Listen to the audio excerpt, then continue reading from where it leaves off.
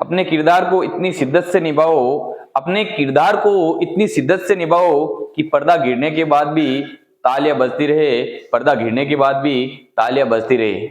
सभी को नमस्कार, जय हिंद, वंदे मातरम। कैसे हो आप सभी? आई होप आप सभी अच्छे होंगे, मस्त होंगे। तो अपन कल अध्ययन कर रहे थे प्रकाश का परावर्तन एवं अपवर्तन, और आज उसी की अगली कड़ी लेकर आए हैं, उससे जस्ट अगले प्रश्न।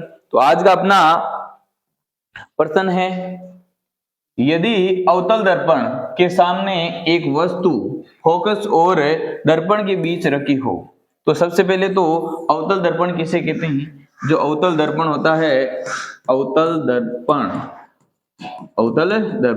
ऐसा दर्पण जिसका अंदर दर्शा हुआ भाग परावर्तक पृष्ठ का कार्य करे, उसे क्या कहते हैं? अवतल दर्पण। जिसका अंदर दर्शा हुआ भाग परावर्तक पृष्ठ का कार्य करे, उसे क्या कहते हैं? अवतल दर्पण। अवतल दर्पण का उपयोग आपको पता है टॉर्च के अंदर, सर्च लाइट के अंदर किया जाता है।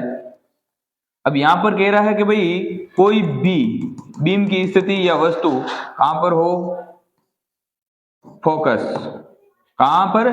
फोकस और दर्पण के बीच, अर्थात ध्रुव और अब के बीच। जब यहाँ पर वस्तु होती है, इनके बीच होती है, पहला नियम लगो, जब प्रकाश की किरण मुख्य अक्ष से समांतर जाती है तो फोकस होकर जाएगी। और अगला नियम है अपना, जब प्रकाश की किरण वक्रता के अंदर सी से होकर जाती है तो परावर्तन के पश्चात वापस उसी दिशा में लौट जाती है। ठीक है, तो ये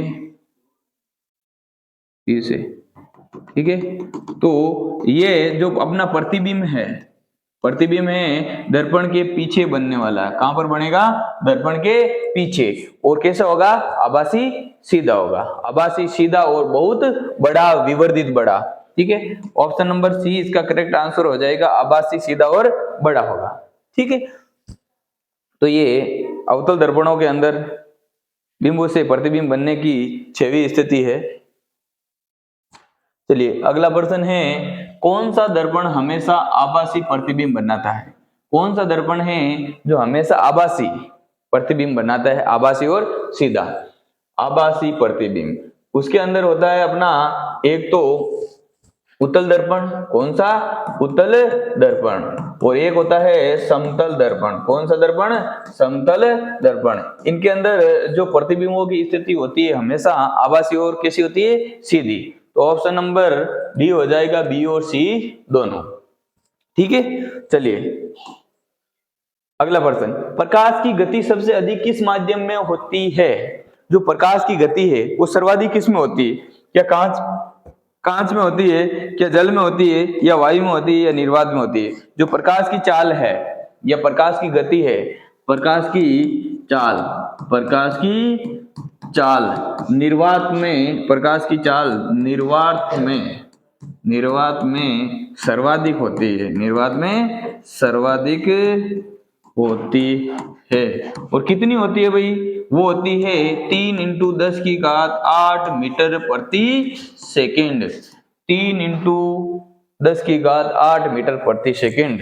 ठीक है, ये प्रकाश की गति होती है निर्वात के अंदर। ठीक है, चलिए अगला 14 क्वेश्चन, एक समतल दर्पण में बनने वाले, जो एक समतल दर्पण होता है, समतल दर्पण में बनने वाले प्रतिबिंब का आवर्धन, जो मैग्निफिकेशन होता है, आवर्धन, वो कितना होता है? ये क्या होगा?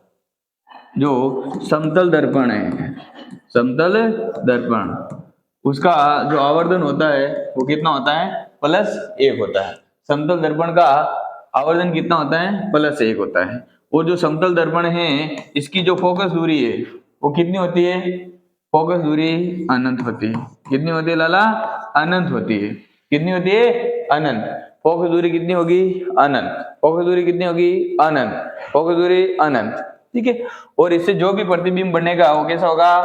आभासी व सीधा होगा, आभासी व सीधा होगा। तो ऑप्शन नंबर कौन सा हो जाएगा भाई? Option number B, option number B. ठीक है, चलिए आगे, यदि कोई भी वस्तु समतल दर्पण से 5 मीटर दूर रखी जाती है, मान लो यहाँ पर ये समतल दर्पण है। कौन सा दर्पण है? समतल दर्पण है।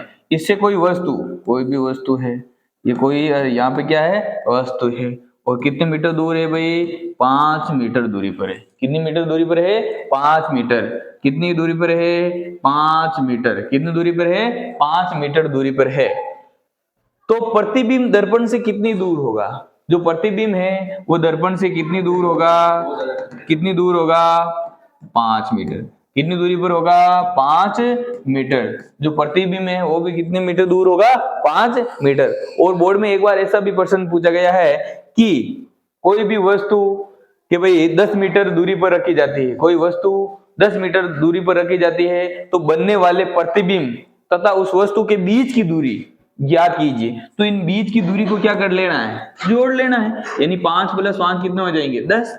और यदि यहाँ पर 10 दे रखी है तो क्या कर देंगे, 10 और 10 कितनी हो जाएगी, 20। तो ये बोर्ड में प्रश्न पूछा गया है। तो प्रतिबिंब दर्पण से कितनी दूरी पर होगा भाई, 5 मीटर दूरी पर, 5 मीटर दूरी पर। ठीक है, कितनी दूरी पर होगा, 5 मीटर। चलो आगे, समतल दर्पण द्वारा बनाया गया प्रतिबिंब कैसा होता है। जो समतल दर्पण है उससे बनाया गया प्रतिबिंब हमेशा कैसे होता है, क्या वस्तु के बराबर आकार का होता है, वस्तु से बड़ा होता है, वस्तु से छोटा होता है, ये इनमें से कोई नहीं। वो कैसा होता है, वस्तु के बराबर आकार का। कैसे होता है, वस्तु के बराबर आकार का। अगला, यदि अवतल दर्पण की वक्रता त्रिज्या 20 सेंटीमीटर है, अवतल दर्पण है उसकी वक्रता त्रिज्या r। अवतल दर्पण कैसा दर्पण है, अवतल दर्पण, अवतल दर्पण है उसकी जो वक्रता त्रिज्या है कितनी है, 20 सेंटीमीटर है। तो इसकी फोकस दूरी, इसकी फोकस दूरी क्या करना है, ज्ञात करना है। तो r बराबर क्या होता है, 2f। रापा में कितनी में लूं, 2 रापा में मैं लूं, r बराबर 2f। तो जो वक्रता त्रिज्या है फोकस दूरी की कितनी होती है, दुगुनी। और जो फोकस दूरी है वक्रता त्रिज्या की क्या होती है, आधी। क्या होती है, आधी। क्या होती है, आधी। तो यहाँ पर देखो क्या पूछा है अपन ने, फोकस दूरी पूछा है। तो फोकस दूरी f बराबर r का मान कितना, 20/2 यानी 10 सेंटीमीटर। कितना आ जाएगा, 10 centimetre. Option number A correct answer हो जाएगा। क्या हो जाएगा, एक करेक्ट आंसर हो जाएगा। चलिए अगला है अपना, अवतल दर्पण के लिए फोकस दूरी का चिन्ह क्या होता है। जो अवतल दर्पण है उसकी जो फोकस दूरी होती है वो कैसी होती है, ऋणात्मक होती है। कैसी होती है, ऋणात्मक होती है। कैसी होती है, ऋणात्मक होती है। कैसी होती है, ऋणात्मक। और जो उत्तल दर्पण है, उत्तल दर्पण, उसकी फोकस दूरी कैसी होती है, धनात्मक। कैसी होती है, धनात्मक। और जो समतल दर्पण है, समतल दर्पण, उसकी फोकस दूरी कैसी होती है, उसकी फोकस दूरी कैसी होती है, अनंत। कैसी होती है, अनंत। ठीक है, तो हमेशा कैसी होगी, ऋणात्मक। कैसी होगी, ऋणात्मक। Option number B.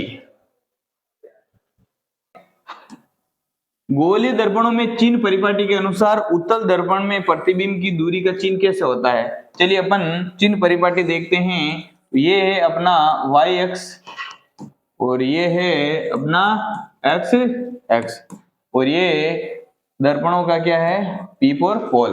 ठीक है, और ये अपना साइड है अपनी बाएं साइड और ये है दाएं साइड। ठीक है, ये है बाएं साइड और ये है दाएं साइड।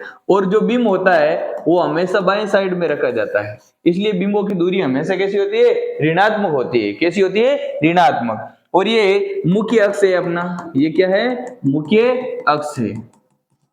मुख्य अक्ष से, मुख्य अक्ष से ऊपर की ओर y अक्ष के समांतर मापी गई दूरियां कैसी होती है, धनात्मक होती है। कैसी होती है, धनात्मक। मुख्य अक्ष से, मुख्य अक्ष से y अक्ष के समांतर नीचे की ओर मापी गई दूरियां कैसी होती है, ऋणात्मक होती है। कैसी होती है, ऋणात्मक। ठीक है, और अगला देखो, बिंदु P से, बिंदु P से x अक्ष के समांतर, किसके, x अक्ष के समांतर दाएं की ओर मापी गई दूरियां धनात्मक होती है। कैसी होती है भाई, धनात्मक।